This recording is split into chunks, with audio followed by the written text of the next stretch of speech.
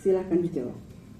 Jadi pemanfaatan teknologi ini salah satunya adalah pemanfaatan teknologi informasi. Dulu Pak Leo sebagai pemakarsa untuk ini dalam hal administrasi ya Pak ya, saya jawab dalam hal administrasi dulu. Dulu Pak Leo merupakan orang yang pertama kali mengembangkan database. Dulu beliau memakai Microsoft Access. Nah setelah saya mengenal Pak Leo dan saya sering ngobrol dengan beliau, jadi dulu saya kembangkan pakai SQLite sekarang ini. Karena kalau pakai MySQL itu terlalu besar, jadi untuk database yang hanya 285 rumah ini cukup menggunakan SQLite, itu lokal database. Itu sudah diterapkan. Kalau tadi pertanyaan Bapak, apa yang sudah, apa yang belum, dan apa yang akan? Yang sudah itu pemanfaatan teknologi informasi untuk administrasi saat ini. Pembuatan surat semakin cepat karena semua ada di database itu. Tidak usah RT tulis satu-satu namanya, nicknya, kakak, nomor kakak dan lain-lain. Itu sudah sangat mudah. Itu yang sudah tercapai saat ini. Yang akan nanti ada beberapa masukan, misalnya bagaimana untuk keamanan di kita. Salah satu teknologi, misalnya keamanan itu kita pakai boolean. Tentu dengan tetap mengedepankan skala prioritas. Mana yang kira-kira cukup kas RW-nya itu akan sesuai dengan prinsip saya partisipasi, itu akan mendengarkan masukan dari warga dan pengurus. Kira-kira apa nih? Karena banyak kendala di kita sekarang ini yang terjadi, misalnya banjir di RT 1. Jadi nanti kita harus lihat skala prioritasnya yang mana dan lihat kondisi keuangan di kita yang mana yang akan kita kerjakan dulu, itu yang akan ditentukan oleh pengurus dan warga. Mungkin itu Pak jawaban dari saya. Baik. Saya mendalami.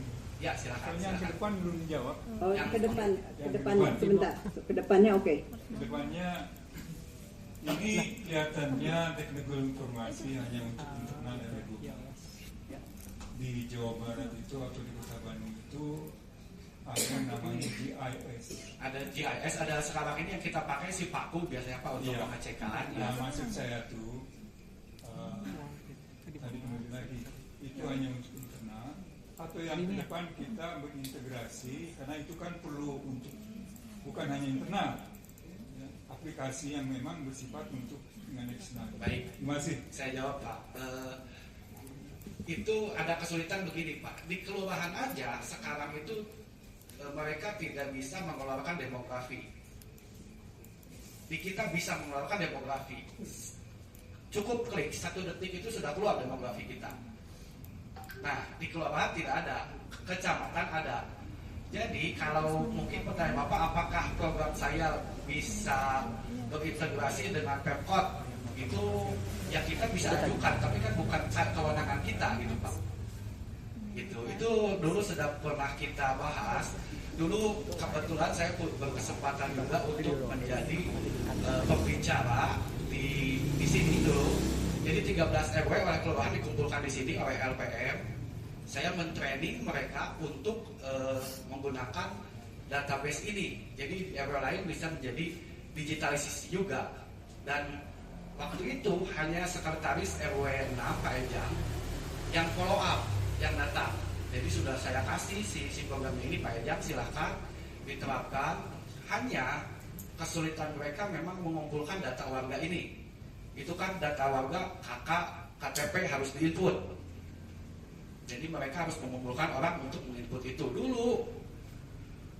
Yang paling kesulitan Pak Leo untuk menginput di sini. Itu banyak sekali yang sudah diinput oleh Pak Leo waktu itu. Jadi saya hanya meneruskan sekitar 1 atau lebih sedikit RT untuk menginput itu. Nah, itu jadi kalau pertanyaan Bapak tadi apakah bisa masuk ke sana ke sini, itu mungkin bukan kewenangan saya untuk menjawab. Hanya memang di kelurahan sendiri belum ada, sehingga mereka waktu mengadakan training dari LPM, Lembaga Pemberdayaan Masyarakat ini, Pak siapa yang di belakang tuh, Pak Dudin, itu mengadakannya di sini, Pak Dudin, Pak Iing, mengadakan trainingnya itu di sini dan saya sebagai pembicaranya waktu itu. Mungkin itu Pak, kalau kedepannya ya mudah-mudahan bisa dimaksimalkan oleh LPM dan itu memang sudah, cuman belum diterapkan oleh mereka gitu. Itu mungkin sekian.